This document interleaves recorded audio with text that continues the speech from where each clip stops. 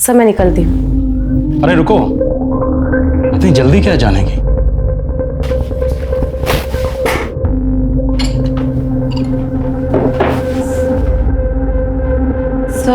Sir मैं drink नहीं करती। लेकिन खुश तो करती हो ना? आज रात मुझे खुश कर दो। क्या कहती है? ज्यादा ना सती सावित्री पढ़ने की जरूरत नहीं है। मैं और नलिन तुम्हारे और मुकेश के बारे में सब कुछ जानते हैं। और सोचो, मुकेश की वाइफ को पता चल गया तो तुम्हारा क्या होगा? मुकेश तुम्हें धक्के मार के निकाल देगा। फिर तुम्हारी माँ का क्या होगा?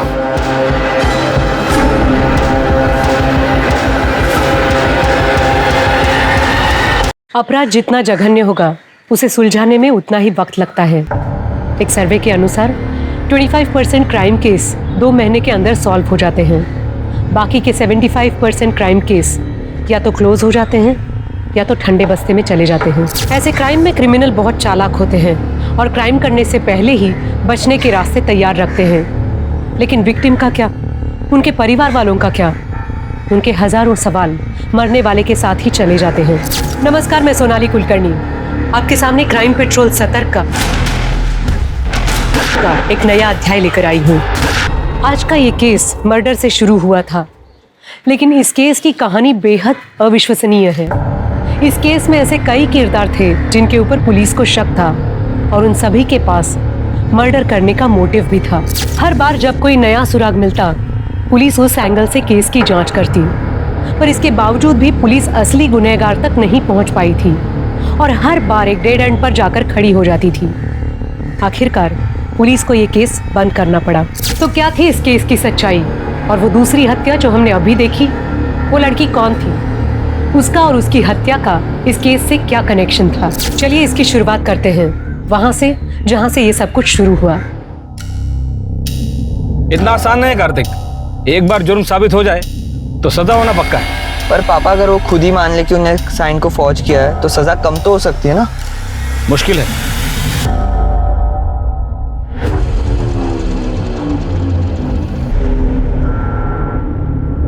पुलिस को फोन कर और सिटी हॉस्पिटल बुला। जी बाबा।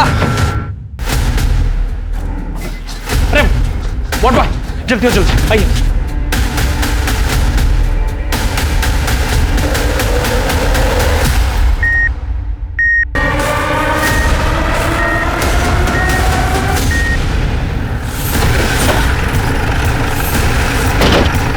सर मैंने ही आपको फोन किया था। मुकेश जी को हॉस्पिटल लाते वक्त इससे पहले कि उनका स्टेटमेंट पूरा होता वो बेहोश हो गए। कहाँ है वो रिकॉर्डिंग? स्टेटमेंट रिकॉर्ड करना है। कार्तिक फोन निकाल। जी पापा। मेरा नाम कार्तिक ठाकुर है। मैं अपने पापा प्रवेश ठाकुर के साथ एमजी रोड से जा रहा था। इधर हमें जख्मी हालत में एक आदमी मिला है, वो अपना स्टेटमेंट रिकॉर्ड करना चाहता है। मुकेश बोलो। मेरे पार्टनर सुरेश गुप्ता और नलिन ने मुझ पर ये क्या कह रहे हो मुकेश? सुरेश और नलिन? मैं पैदल जा रहा था, वो लोग रास्ते से आए और गोली चला दी। नलिन ने बड़ी कंपनी से 10 लाख रुपए लोन लिया था, लेकिन जब मैंने उससे पूछा और उसने मुझे जान से मारने की धमकी दी। और सुरेश ने तो उससे भी बड़ा काम, उसने तो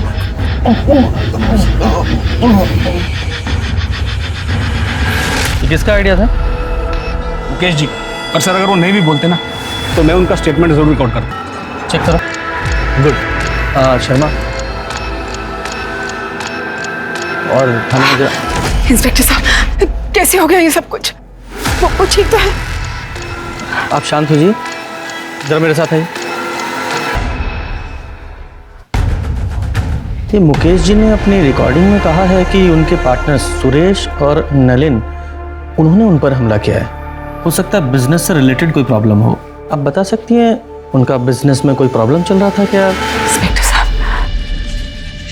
इन्होंने अपने बिजनेस के बारे में कभी मुझसे कुछ डिस्कस ही नहीं किया, और सच कहूं तो मैंने भी कभी उनसे पूछा नहीं। लेकिन ये सुरेश और नलिन, इनके साथ तो इनकी अच्छी पड़ती थी। जहां तक मैं जानती हूँ कोई प्रॉब्लम नहीं थी।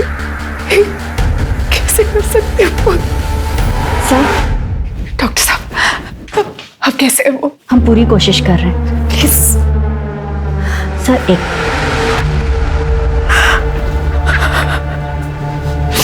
सब क्या हो गया? सर पेशेंट की कंडीशन काफ़ी क्रिटिकल है, बचने के चांसेस बहुत कम है।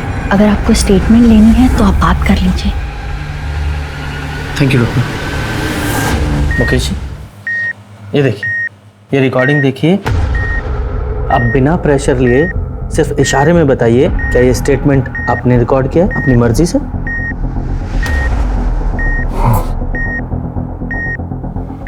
मतलब आपके पार्टनर्स सुरेश और नरेन, उन्होंने आप पर गोली चलाई? हाँ, मेरे पार्टनर ने गोली मारी और उन्हें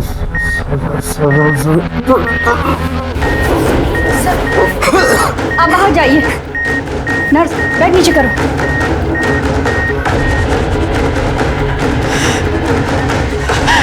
इंस्पेक्टर साहब क्या हो रहा है? हाउस कैसे है? देखिए, आप टेंशन मत लीजिए, ट्रीटमेंट चल रहा है, वो ठीक हो जाएगा। हाँ?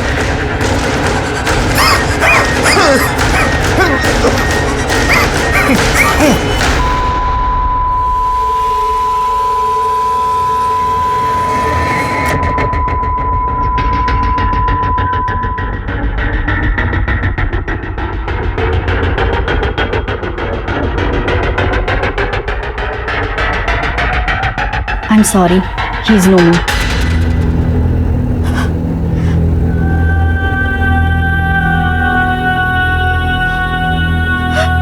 शर्मा, ये बॉडी का पोस्टमार्टम कराओ और सुरेश और नलिन दोनों को अरेस्ट करो तुरंत।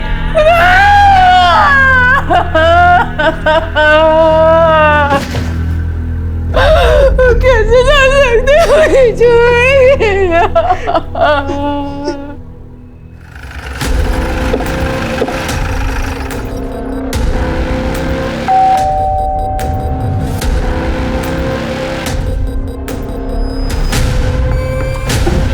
इतनी रात को कौन आया?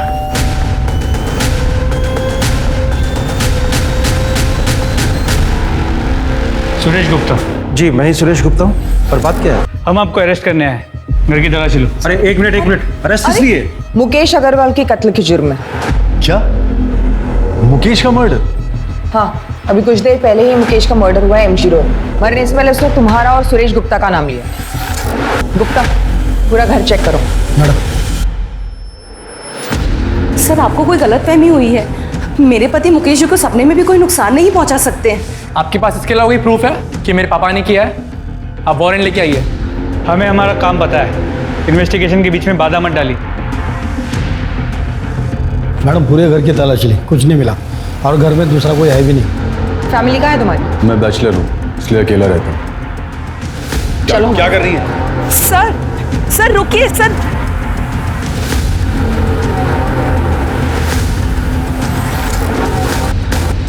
मुकेश का खून तूने किया ना? बोल बोल। मैंने बताया ना, मैंने किसी का खून नहीं किया। आवाज कम कर, झूठ बोल रहा है तू। वीडियो देखा ना तूने? मरता हुआ आदमी झूठ बोलता है क्या? हाँ? लेकिन सर, ये कैसे पॉसिबल है? कल रात को मैं अपने बीवी बच्चों के साथ बर्थडे पार्टी में था। मेरे कजन के बेटे की बर्थडे पार्टी थी रेस्टोरेंट में। हमारे अलावा वहां 30 लोग और भी शामिल थे। आप चाहे तो उन सबसे पूछ सकते हैं। मैंने कहा ना मैं वहां नहीं था। आवाज नीची करके बात कर। अरे मैडम, मैं कल शाम 8 बजे से सुपर स्पेशलिटी हॉस्पिटल में था। मेरे पापा को हार्ट अटैक हुआ है। मैं रात में 1 बजे निकला हूं वहां से और सीधा अपने घर आया हूं। मैंने अपने क्रेडिट कार्ड से हॉस्पिटल की पेमेंट की। आप चाहें तो चेक कर सकते हैं। मुकेश ने कहा था कि कंपनी का 10 लाख रुपया तूने हड़पा है, उसका क्या? पैसे हड़पने का तो सवाल ही नहीं होता सर। पैसे मैंने नहीं बल्कि मुकेश ने लिए थे, वो भी पूरे 10 लाख रुपए, अपने दूसरे बिजनेस को बचाने के लिए। उसने कहा था कि वो 6 महीने में सारे पैसे लौटा देगा। इनफैक्ट उसने पोस्ट डेटेड चेक भी दिए थे और ये सारे पॉइंट उसने स्टैम्प पेपर में मेंशन किए थे। और तूने ऐसा क्या किया था मुकेश के साथ जो इससे भी बुरा था? सर, मैंने कुछ नहीं किया है, इस बात की मैं कसम खा सकता हूँ। हम तीनों पिछले 15 साल से पार्टनर्स हैं और हमारे बीच में कभी झगड़ा तक नहीं हुआ है। इनफैक्ट हम तीनों तो हर सुख दुख में एक दूसरे के साथ कंधे से कंधा मिलाकर खड़े रहे हैं। ये एलीट बिल्डर हम पे दबाव बना रहे हैं कि ये कंपनी हम उन्हें सेल कर दें, तो तुम लोग अपने अपने शेयर निकाल लो। मुकेश, हम पार्टनर्स हैं, हम इकट्ठा मिलकर फाइट करेंगे। हाँ मुकेश, हमें कोई नहीं तोड़ सकता। जब तुम लोगों में इतना ही भाईचारा था तो मुकेश ने तुम दोनों पे इल्जाम क्यों लगाया? सर वो मुझे नहीं पता, हो सकता है कि किसी के दबाव में आकर उसने ये बात कही हो। किसके दबाव में? वो मुझे नहीं पता सर, लेकिन सबसे बड़ा प्रूफ ये है कि उस दिन हम दोनों एमजी रोड पर थे ही नहीं। सर सुरेश के बयान को वेरीफाई किया, वो सच कह रहा है। उस रात सच में वो बर्थडे पार्टी के लिए रेस्टोरेंट में गया हुआ था और रेस्टोरेंट के सीसीटीवी कैमरा में वो साफ नजर आ रहा है। रात के 1 बजे वो वहां से अपनी बीवी और बच्चे के साथ निकला था। तो सर चांस ही नहीं है कि रात 12 बजे वो एमजी रोड पे।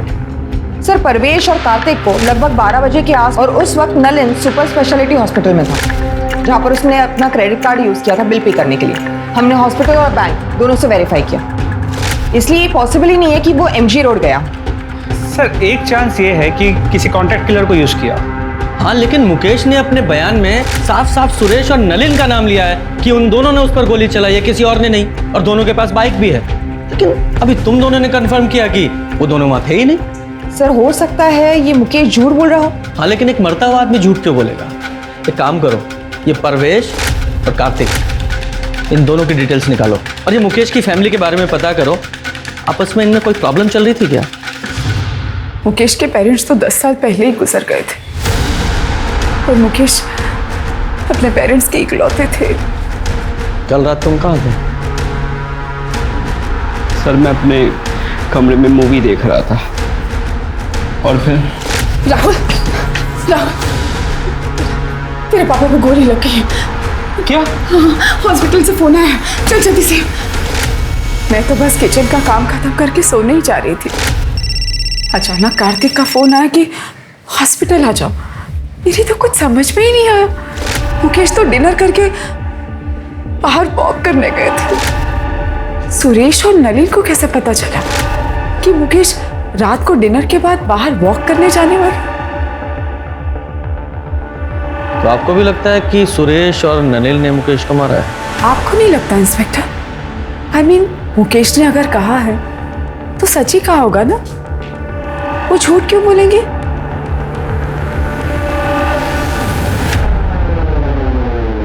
सर पोस्टमार्टम रिपोर्ट के हिसाब से मुकेश की मौत एक्सेसिव ब्लीडिंग की वजह से हुई है। सर करीब 10 फीट की दूरी से मुकेश के कंधे पे गोली चलाई गई, की ट्रेजेक्टरी नीचे से ऊपर की तरफ है। सर हमने सुरेश और नलिन की स्टोरी वेरीफाई की और दोनों के कॉल रिकॉर्ड्स भी चेक किए। कॉल रिकॉर्ड्स में किसी हिस्ट्री शीटर या कॉन्ट्रैक्ट किलर का कनेक्शन नहीं निकला। सर शूटिंग का कोई आई विटनेस भी नहीं है और ना ही कोई सीसीटीवी कैमरा उस एरिया में है। रुको, आप ऐसे अंदर नहीं जा सकते। देखिए, अरे मैं 2 मिनट ही बात करना चाहती हूँ, प्लीज। इंस्पेक्टर साहब, मुझे पहचाना ना आपने? मुकेश की वाइफ। हाँ बोलिए। सर मैंने सुना है कि आप नलिन और सुरेश को छोड़ रहे हैं, क्या ये बात सच है? हेलो। हाँ, छोड़ना ही पड़ेगा ना, क्योंकि मुकेश जी का स्टेटमेंट हमारी इन्वेस्टिगेशन के फैक्ट से मैच नहीं करता और उन दोनों के खिलाफ हमारे पास कोई पुख्ता सबूत नहीं है, इसलिए हम उन्हें ज्यादा दिन कस्टडी में नहीं रख सकते। लेकिन सर आप भी जानते हैं, खून हुआ है मेरे पति का। कुछ भी कीजिए, हाथ छोड़ रही हूँ आपके आगे। जिसने भी मेरे पति को मारा वो मुझे इंसाफ चाहिए।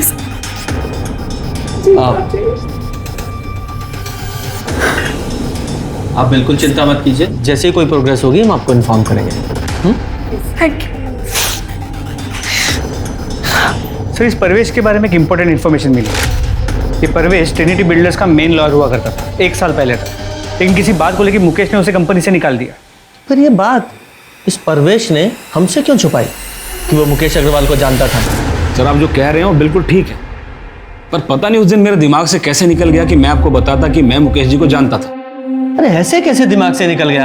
आप खुद एक लॉयर है ना, आपको कम से कम हमसे नहीं छुपाना चाहिए था, हमसे तो सच्चाई बताते हैं। जी बिल्कुल सही, पर मैं ये भी समझ सकता हूँ कि आपको इसकी वजह से मुझ पर शक भी होगा, पर आपका ये शक बेबुनियाद है। उस रात मैं और मेरा बेटा कार्तिक मेरे क्लाइंट के यहाँ शादी अटेंड करके घर वापस लौट रहे थे पवन बाग से। वहाँ से मेरे घर की दूरी करीबन 10 मिनट की थी, मगर लौटते वक्त एक ट्रक की वजह से पूरा रास्ता जाम था, तो हमने बीच का रास्ता लिया, तो हमें करीबन 15 मिनट लगे। और वही रास्ते पर और सर मेरे पास वो वेडिंग इनविटेशन कार्ड भी है, ये देखिए सर। आप गनीमत समझिए कि हमने ये वीडियो रिकॉर्ड कर ली, वरना आपको तो हम पर शक होता। अच्छा एक बात बताइए, मुकेश ने आपको अपने कंपनी से क्यों निकाला था? एक्चुअली सर एक डिस्प्यूटेड लैंड था जिस पर 5-6 अलग अलग पार्टीज का हक था। मुकेश जी चाहते थे कि मैं इलीगली वो ज़मीन उनके नाम पर करवा दूँ। अरे वो 5-6 लोग हैं, लोअर मिडिल क्लास, उन्हें डरा धमका के भगा दूंगा मैं। वो अपना क्लेम वापस कर लेंगे, तो मैंने उसे तैयार करो। नहीं मुकेश, ये सब इलीगल है, नहीं करूँगा। तो आज के बाद तुम्हारी जरूरत भी नहीं है मुझे, तुम जा सकते हो। सर मुकेश जी ने अपने छोटे से लालच की वजह से 10 साल पुराना रिश्ता 1 मिनट में तोड़ दिया, तो मैंने भी कंपनी छोड़ दी और कभी पलट कर नहीं देना। सर अगर मुझे ही बदला लेना होता तो मैं इतना लंबा इंतजार क्यों कर, बताइए आप। सर परवेश ने जो कहानी बताई थी वो करेक्ट है। वो लोग उस रात सच में शादी में गए हुए। शादी के वीडियो फुटेज में वो लोग साफ नजर आ रहे हैं। और सर उस रात हाईवे पे सच में ट्रैफिक जैम था जैसे परवेश ने बताया था, इसीलिए उन्होंने अंदर का रास्ता लिया। सर हमने सुरेश और नलिन की स्टोरी वेरीफाई की, सब सच बोले। 6 महीने की इन्वेस्टिगेशन और सभी संदिग्धों पर नजर रखने के बाद भी जब पुलिस के हाथ कुछ नहीं लगा तो पुलिस ने इस केस को बंद कर दिया। पर नियति को कुछ और ही मंजूर था। मुकेश की केस फाइल बंद करने के 6 महीने बाद, यानी कि मुकेश के मर्डर के 1 साल बाद कुछ ऐसा हुआ जिसने ठंडे बस्ते में पड़े मुकेश मर्डर की केस को रीओपन करा दिया।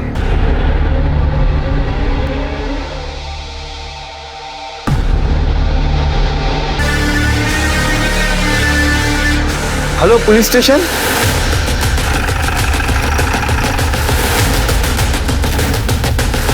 चेक करो सर।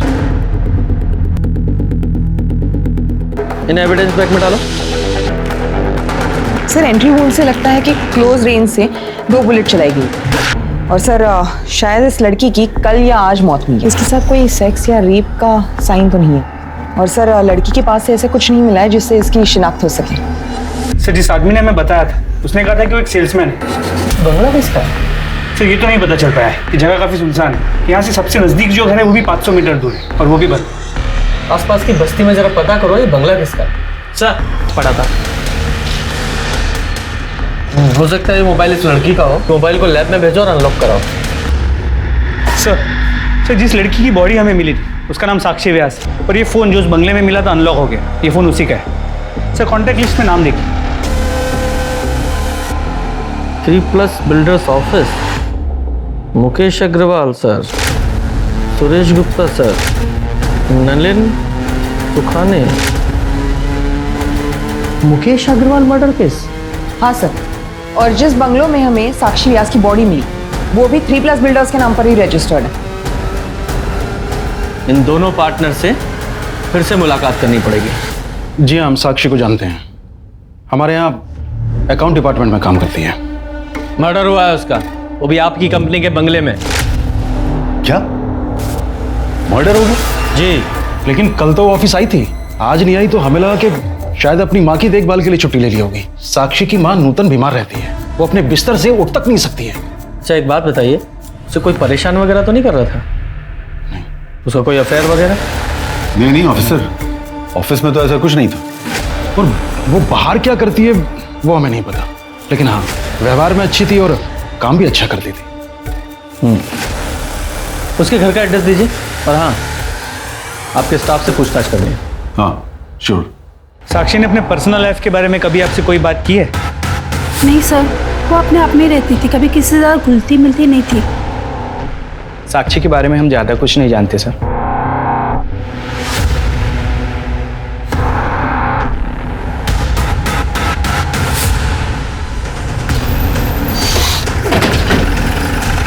यही है ना?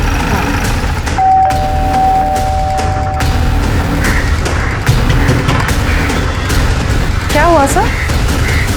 वो हमें साक्षी की माँ से मिलना है। नूतन जी तो बिस्तर पे है और उनकी बेटी साक्षी ऑफिस में होगी। क्या बात है इंस्पेक्टर? साक्षी का मर्डर हुआ। क्या? हे भगवान, नूतन जी का क्या होगा? साक्षी तो कितनी प्यारी बेटी थी।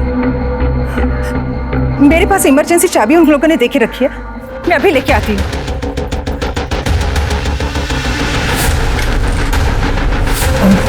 सर ऊपर प्लीज।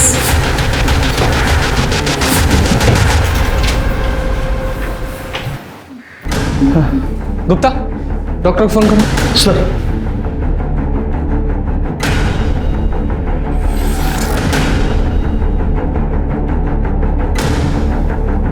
पूजा, जरा आस पड़ोस में साक्षी के बारे में पता करो। सब आप आइए। हाँ जी, आप ठीक है? पानी पियेंगे? भगवान साक्षी जैसी बेटी सबको दे। इतना साल से उसकी माँ बीमार रहती थी कि 3 साल पहले उन्होंने बिस्तर ही पकड़ ली, पर साक्षी, उसने कभी हिम्मत नहीं हारी। मैंने तो साक्षी से कहा भी था कि अपनी माँ को ओल्ड एज होम में शिफ्ट कर दी। माँ की सेवा मेरे जैसे और कौन करेगा रंजना आंटी? और जब तक मैं हूँ, मैं किसी और से माँ की सेवा क्यों करवाऊँ? क्या साक्षी को कोई परेशान करता था, या फिर किसी से लड़ाई हुई हो, या फिर उसका कोई अफेयर वगैरह? नहीं नहीं मैडम, हमारा मोहल्ला तो बहुत सेफ है और साक्षी को नूतन जी की सेवा और उसकी नौकरी में से फुर्सत ही कहाँ मिलती थी जो वो कोई अफेयर करे। तो इसका मतलब ये साक्षी एक आइडियल बेटी थी, एक अच्छी पड़ोसी भी थी। हाँ सर, मेरी राजीव सर से भी बात हुई। उन्होंने कहा कि साक्षी ऑफिस में भी बहुत अच्छे से काम करती है। सर लेकिन अजीब बात यह है कि साक्षी के ऑफिस में साक्षी के बारे में किसी को कुछ भी नहीं पता, और उससे अजीब बात यह है कि साक्षी के बैंक अकाउंट में कभी भी 3+ बिल्डर्स से कोई पेमेंट रिफ्लेक्ट नहीं हो रही। हाँ, लेकिन हमने जब बैंक स्टेटमेंट चेक किया तो एक पेमेंट आई थी जो मैटरनिटी क्लिनिक को की गई थी। जरा पता करो ये पेमेंट क्यों की गई थी। जी मैम, 2 महीने पहले साक्षी व्यास ने यहाँ पे अबॉर्शन करवाया था। कंसर्न किसने दिया था? उसकी मदर नूतन व्यास, जो उसको यहाँ पे अबॉर्शन के लिए लेके आई थी। सर मैंने हॉस्पिटल का सीसीटीवी फुटेज चेक किया। जो औरत साक्षी के साथ अबॉर्शन के लिए गई थी वो 3+ बिल्डर्स के ऑफिस की एक एम्प्लॉई है। उसका नाम ज्योति है। ये तुम लोगों की कंपनी में चल क्या रहा है? साक्षी एम्प्लॉय थी ना आपकी, फिर उसके बैंक अकाउंट में एक भी सैलरी डिपॉजिट क्यों नहीं हुई? आप सही कह रहे हैं सर, हमारे पास उसकी सैलरी का कोई रिकॉर्ड नहीं है, क्योंकि उसे सारी पेमेंट कैश में होती थी। क्यों? क्योंकि साक्षी का पूरा पैसा उसकी माँ की दवाइयों और उसके इलाज में जाता था। तो उससे क्या? वो इसलिए कि साक्षी नहीं चाहती थी कि उसकी सैलरी का एक भी पैसा टैक्स में कटे। अच्छा, कमाल की कंपनी चला रहे हैं आप लोग। मतलब एक एम्प्लॉय के लिए सारी कंपनी के रूल आप ताक पर रख देंगे। आइए, ये आप ही के एम्प्लॉय है ना? ये मोहतरमा साक्षी के साथ हॉस्पिटल गई थी उसकी माँ बनके उसका अबॉर्शन कराने के लिए, जबकि साक्षी का कोई बॉयफ्रेंड तक नहीं है। सीधे सीधे और साफ साफ बताइए, ये चल क्या रहा है आप लोगों की कंपनी में? बोलिए। सर एक दिन छुट्टी वाले दिन हम दोनों किसी काम से ऑफिस आए थे, तो हमने देखा कि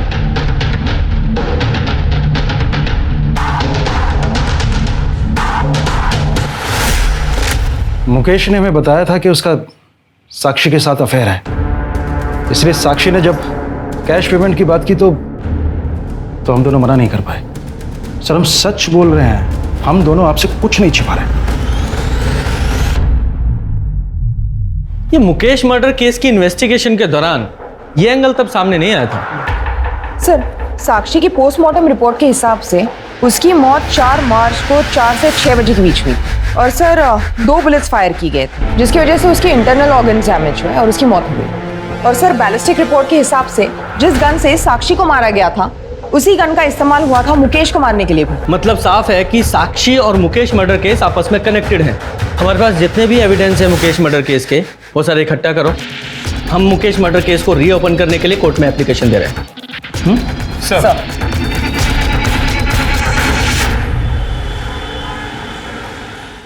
सर, कोर्ट ने मुकेश अग्रवाल मर्डर केस को रीओपन करने की मंजूरी दे दी है। वेरी गुड, शुरू से शुरू करते हैं। सबसे पहले मुकेश अग्रवाल के घर चलते हैं।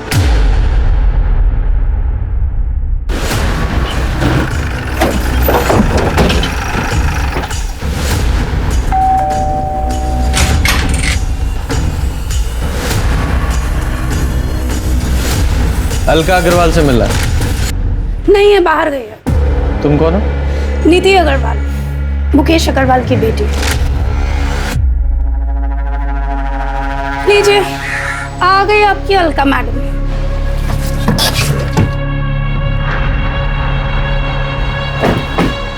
आइए, आप ही का इंतजार था। देखिए ना आपसे मिलने कौन आया। क्या पता भगवान की इच्छा रही तो आज आपको साथ में ले जाओ। नीति, अपने कमरे में जाओ। हाँ, वैसे भी तुम्हारी शक्ल देखने से तो अच्छा है कि मैं अपने रूम में ही बैठूं।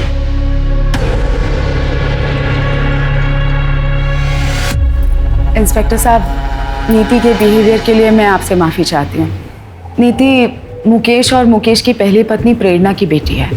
मुकेश ने प्रेरणा को 6 साल पहले डिवोर्स देके मुझसे शादी कर ली थी, इसीलिए नीति थोड़ा चिढ़ती है मेरे से। तो फिर ये राहुल तो 22 साल का है। दरअसल मुकेश और मेरे रिलेशन के बारे में हमने प्रेरणा को कभी कुछ नहीं बताया था, लेकिन 6 साल पहले प्रेरणा को हमारे रिलेशनशिप के बारे में पता चल गया और प्रेरणा ने मुकेश से डिवोर्स ले लिया। उसके बाद डिवोर्स देकर वो नीति को भी यतीम बनाकर जाने कहाँ चली गई। और नीति उस वक्त वो सिर्फ 20 साल की थी और उसे ये लगता था कि उसके पेरेंट्स के डिवोर्स का सबसे बड़ा कारण मैं ही हूँ। और नीति भी इस सदमे को बर्दाश्त नहीं कर पाई और ड्रग्स में फंसती चली गई। मुकेश की पहली पत्नी प्रेरणा वो कहाँ है? उसके बारे में मुझे कुछ नहीं पता। हाँ, इतना कह सकती हूँ कि जब तक मुकेश जिंदा थे वो हर महीने प्रेरणा को कुछ पैसे भेजा करते थे। तो मुकेश का अफेयर तो उसकी कंपनी के अकाउंटेंट साक्षी के साथ भी था, उसका भी ख्याल रखते थे वो। साक्षी? कौन साक्षी?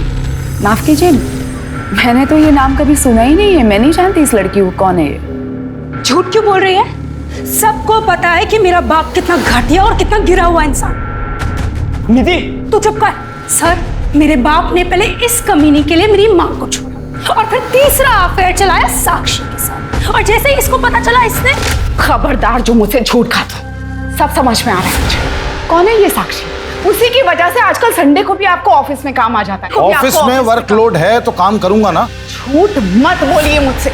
यही एक्सक्यूजेस तुम प्रेरणा को दिया करते थे मेरे लिए। आज वही झूठ आप साक्षी के लिए मुझे बोल रहे हो। आप साक्षी, ऐसा कुछ भी नहीं हुआ था। तो जाने नशे में क्या क्या इमेजिन करती रहती है। और सच तो ये है कि ये तो हमेशा यही चाहती थी कि हम लोगों में हमेशा झगड़े होते रहे। झूठ बोलना बंद करो। सर, अगर आपको मेरी बात पे यकीन नहीं है ना तो श्रावण से पूछ लीजिए। नीति, क्यों मेरा घर बर्बाद करने पे तुली पड़ी है तू? घर बर्बाद मैंने किया या तूने हमारा घर बर्बाद किया?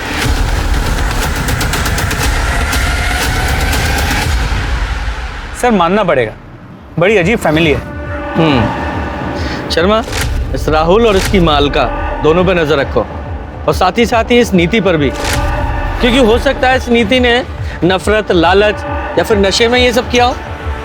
इस नीति की CDR, लोकेशन और कॉन्टैक्ट डिटेल्स निकालो, जरा पता करो ये नीति मुकेश के मर्डर वाली रात को कहाँ थी, क्योंकि हो सकता है कि नीति और उसकी माँ प्रेरणा ने मिलकर ही मुकेश को मारा हो।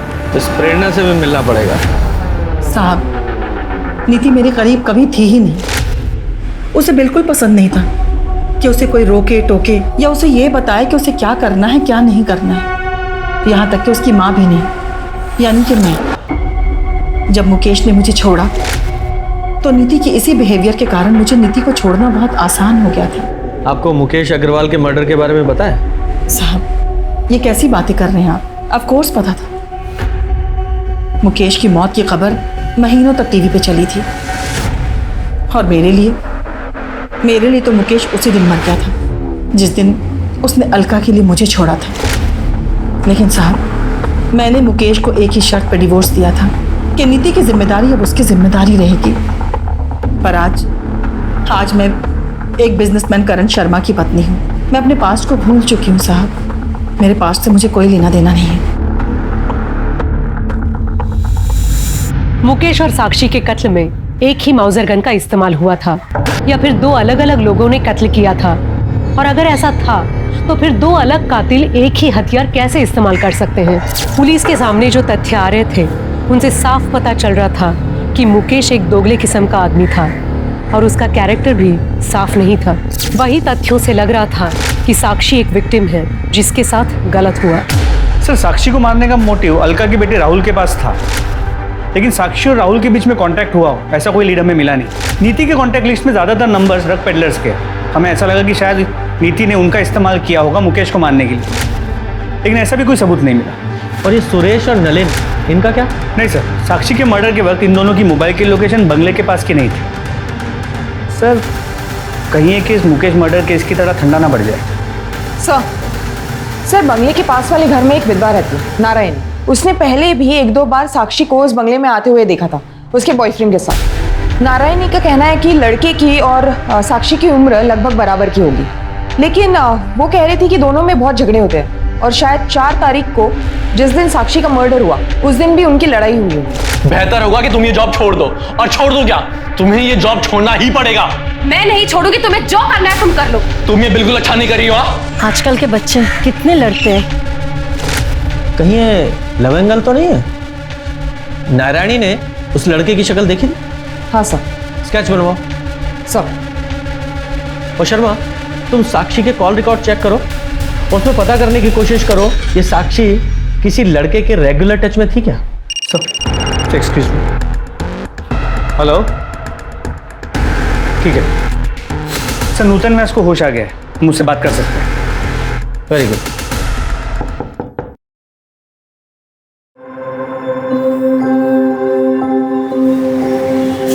नमस्ते सर आप लोग, साक्षी कहाँ है? साक्षी ने हमें यहाँ भेजा है। उसने कहा है कि आप घर चलिए, मैं आती हूँ, तब तक आपसे बातें करते हैं। साक्षी के बारे में कुछ बताइए ना। साक्षी तो लगता ही नहीं मेरी बेटी है। उसने माँ की तरह मेरा ख्याल रखा।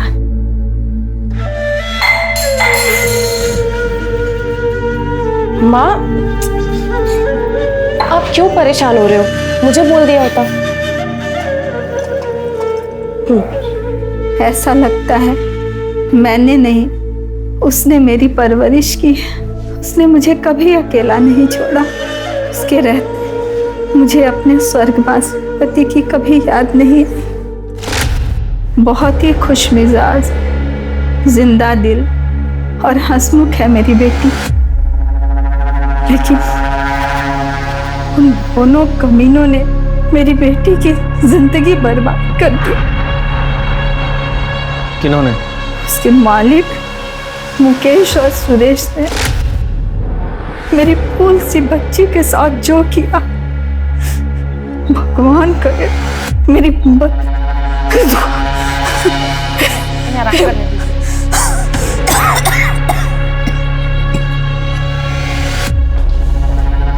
शर्मा, इस सुरेश को अरेस्ट करने की तैयारी करो। बोल, साक्षी को क्यों मारा? नहीं मारा मैंने साक्षी को। ये ऐसे नहीं बताएगा, जरा इसकी और खातिरदारी करो तब बताएगा। नहीं सर, मैं मानता हूँ कि उस दिन जब मैंने साक्षी और मुकेश को साथ में देखा था तो मेरी नीयत खराब हो गई थी। बस मुझे लगा जब वो मुकेश के साथ सो सकती है तो फिर मेरे साथ क्यों नहीं। इसलिए एक दिन मैंने उसे किसी काम में उलझाए रखा, और जब सब ऑफिस से चले गए और उसके और मेरे अलावा ऑफिस में कोई नहीं बचा, तब सर ये मैंने आउटस्टैंडिंग अमाउंट की डिटेल्स मेल कर दी। सर मैं निकलती हूँ। अरे रुको, इतनी जल्दी क्या जाने की?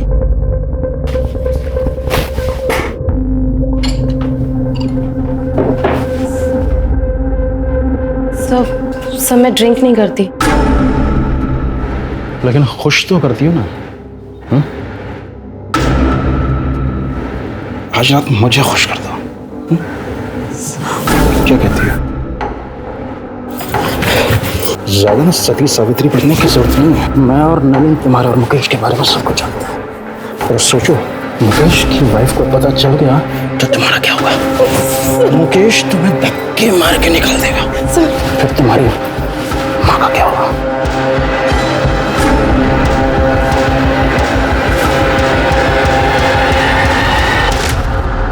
सर मैं मानता हूं कि मैंने साक्षी का कई बार फायदा उठाया है, लेकिन मैंने उसे नहीं मारा है सर। एक मजबूर लड़की को उसकी माँ की बीमारी का बहाना बनाकर तूने ब्लैकमेल किया। भले ये कंफर्म नहीं हुआ है कि साक्षी को तूने नहीं मारा, लेकिन ये कंफर्म है तूने उसे एक्सप्लॉइट किया। यही रखो इसे।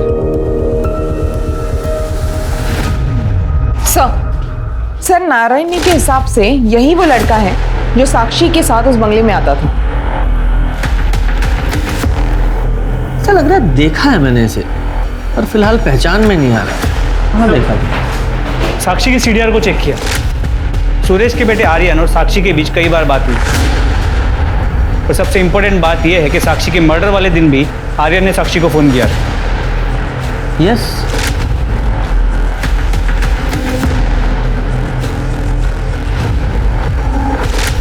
ये आर्यन है। शर्मा, ये देखो इसका हेयर स्टाइल। आर्यन ही वो लड़का है जो साक्षी से मिलने वो कंपनी के बंगले में जाता था।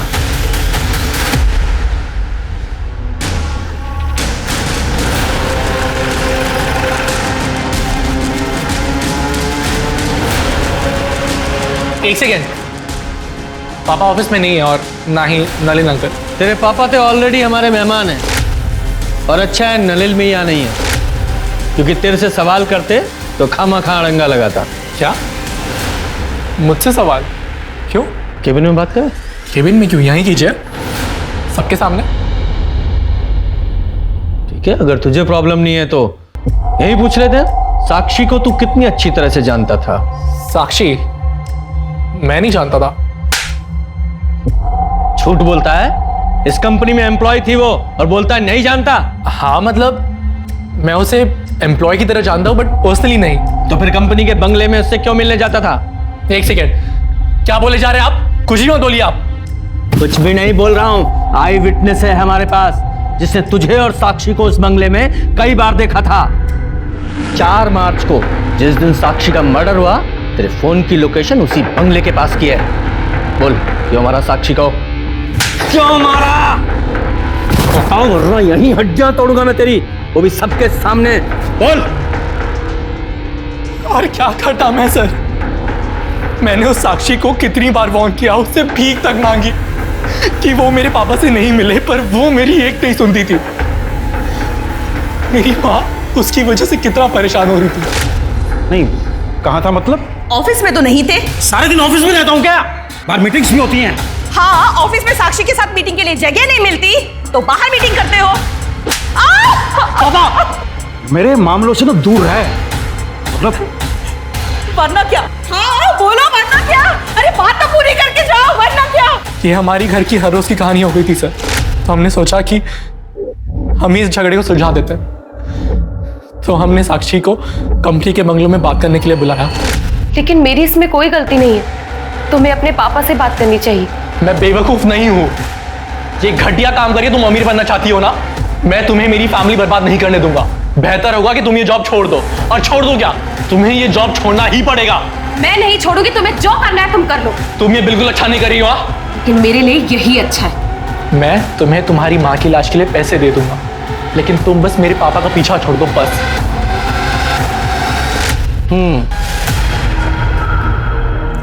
तो उस बंगले के पास में रहने वाली नारायणी को लगा कि तुम दोनों की लड़ाई 2 प्यार करने वालों की नोकझोंक है, और तुम दोनों की आपस में लड़ाई हुई थी ना?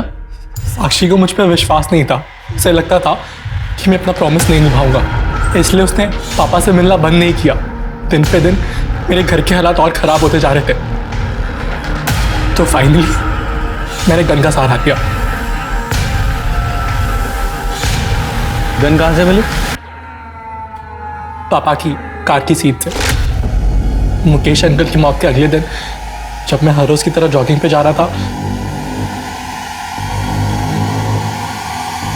पापा बहुत गुस्सा होते अगर उन्हें मालूम पड़ता कि मैंने उनकी गन छुई है। इसलिए मैंने सोचा कि मैं उन्हें बताऊंगा ही नहीं। इसलिए पापा के डर से मैंने उस गन को सेफ जगह छुपा दिया। लेकिन सर स्ट्रेंजली पापा ने कभी उस बारे में जिक्र ही नहीं किया। कभी कभी तो मेरा मन करता था कि मैं पापा को ही मार दूं मैं, लेकिन पापा को मार के मेरी माँ को विधवा बना के सर मेरी प्रॉब्लम सॉल्व नहीं होती। तो मैंने फाइनली सोचा कि मैं एक आखिरी बार साक्षी को मिलता हूँ, और हम फाइनली 4 मार्च को 6 बजे मिले। मैं अंदर नहीं जाऊंगी, तुम्हें जो बोलना है यही बोलो, और मैं इस जगह दोबारा नहीं आऊंगी। ठीक है, तो इसे मेरी फाइनल वार्निंग समझ ले और मेरे बाप से मिलना छोड़ दे। तो तू अपने बाप से क्यों नहीं बोलता कि वो मेरा इस्तेमाल करना छोड़ दे? मैं नहीं बोल सकती क्योंकि वो मेरी जरूरतें पूरी करता है और मैं उसकी। चुप हो जा, झूठ बोल रही है तू। तूने फंसाया मेरे बाप को, पैसों की भूखी है तू। तो अपने बाप से जाकर पूछना, हो सकता है तेरी माँ को ऐसे ही फंसा के लेकर आया हो, जबरदस्ती शादी की हो, और तेरी माँ ने भी उसके साथ पैसों के लिए शादी की हो, है ना? मैंने उसका फ़ोन दीवार पर फेंक दिया, ये सोचकर कि वो टूट जाएगा। उसके बाद और मैंने कूड़ेदान में डाल दिया। सर मैं किसी गन के बारे में कुछ नहीं जानता हूं, मेरे पास कोई गन नहीं है। झूठ मत बोल, तेरे बेटों को तेरी गन तेरी कार में से मिली थी और फॉरेंसिक से ये साबित हो चुका है कि वो वही गन थी जिससे मुकेश को मारा गया था। अब झूठ मत बोल और सच बता। मैं सच बोल रहा हूं सर, मुझे नहीं पता कि मेरी कार में गन कहां से आई। सर अगर आप मुझे मारना चाहते हैं तो मार दीजिए, लेकिन मैं सच कह रहा हूं, मुझे नहीं पता कि गन कहां से आई।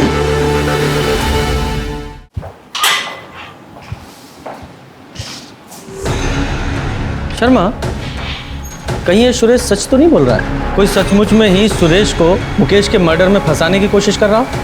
सर जब ऑफिस में पूछताछ की थी तो वहाँ के लोगों ने कहा था कि ऑफिस की कार तीनों पार्टनर्स यूज करते हैं और एक एक्स्ट्रा चाबी ऑफिस में भी होती है। हाँ, तो ऐसा हो सकता है ना कि या तो कातिल इन तीनों पार्टनर्स की फैमिली में से ही कोई है, या फिर इनके अलावा कोई ऐसा आदमी जिसकी पहुंच उन चाबियों तक थी।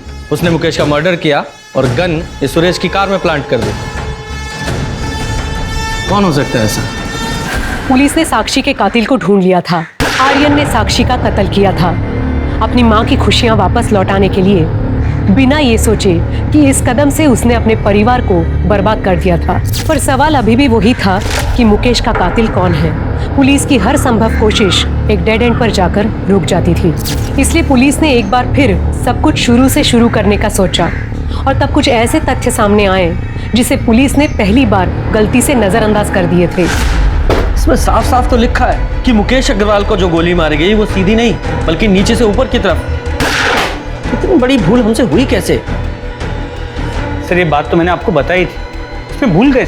भूल यही है कि हमने इतनी इंपॉर्टेंट इंफॉर्मेशन को नजरअंदाज किया है। मतलब मैं तुम्हें समझाता हूँ। मुकेश अग्रवाल की हाइट 6 फीट की थी और पोस्टमार्टम रिपोर्ट के हिसाब से उसे लगभग 10 फीट दूर से गोली मारी गई और गोली की ट्रैजेक्टरी नीचे से ऊपर की तरफ थी। जनरली लोग जब शूट करते हैं तो वो चेस्ट पे निशाना लगाते हैं, लेकिन मुकेश को गोली शोल्डर पे लगी। इसका मतलब वो कोई प्रोफेशनल शूटर नहीं था जो सिर्फ 10 फीट की दूरी से सही निशाना नहीं लगा पाया। शर्मा, जरा शोल्डर को एम करो और शूट करो।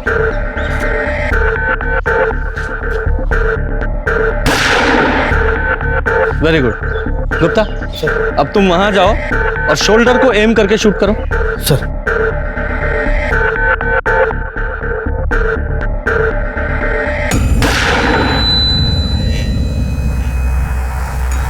करेक्ट। शर्मा, जरा इधर आओ। ये देखो, ये वो टारगेट है जो तुम्हारी बुलेट से हिट हुआ। वो एकदम सीधी बॉडी के पार हुई है और गुप्ता ने जो शोल्डर पे गोली शूट की उसकी ट्रेजेक्टरी नीचे से ऊपर की तरफ। मतलब जिसने भी शूट किया है उसकी हाइट मुकेश की हाइट से काफी कम थी। गुप्ता, तुम्हारी हाइट कितनी है? सर मेरे हाइट 5 फुट 8 इंच। शर्मा, हमारे सस्पेक्ट्स में से किसकी हाइट 5 फुट 8 इंच की है? जरा पता लगाओ। सर,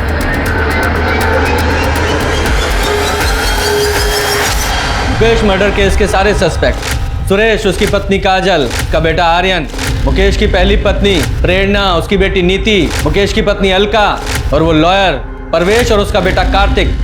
किसी की भी हाइट मुकेश की हाइट से या तो ज्यादा है या उसके बराबर है या बहुत कम है। किसी की भी हाइट परफेक्ट 5 फुट 8 इंच नहीं है, वो सिर्फ तेरी है। बता, क्यों मारा अपने फादर को? मैंने अपने पापा को नहीं मारा। तो रो क्यों रहा है? उन्हें नहीं मारना था, उन्हें तो बस एक गोली में घायल करना था। मतलब गोली तू नहीं चलाई? ये सब पापा का ही आइडिया था। मैं आप पे गोली कैसे चला सकता हूँ? मुझे मारना नहीं है, सिर्फ घायल करना है ताकि मैं ये इल्जाम सुरेश और नलिन पे लगा सकूं। उन दोनों ने मेरी जिंदगी मुश्किल कर रखी ऑफिस में। एक बार वो दोनों अरेस्ट हो गए ना, पूरी कंपनी हमारी होगी। जिंदगी में इससे बड़ी सिक्योरिटी और क्या होगी? पर साक्षी का क्या? आप उसे छोड़ दोगे ना? हाँ, छोड़ दूंगा उसे। प्रॉमिस। हाँ। पापा ने पूरा प्लान तैयार कर लिया था। मेरे पास सुरेश अंकल के कार की डुप्लीकेट चाबी भी थी और मैं वहां चला गया जहां पापा ने मर्डर का प्लान किया था। ये जगह मैंने इसलिए चुनी है कि यहाँ आधी रात को भी ट्रैफिक होता है। हर 5-6 मिनट में कोई ना कोई कार पास होती है। सिटी हॉस्पिटल सिर्फ यहाँ से 10 मिनट की दूरी पे है। और सबसे बड़ी बात, सुरेश का घर यहाँ से सिर्फ 3 किलोमीटर दूर है। पापा मुझे डर लग रहा है बहुत। कर पाऊंगा क्या? नहीं बेटा, मुझे पूरा भरोसा है, तुम कर लो।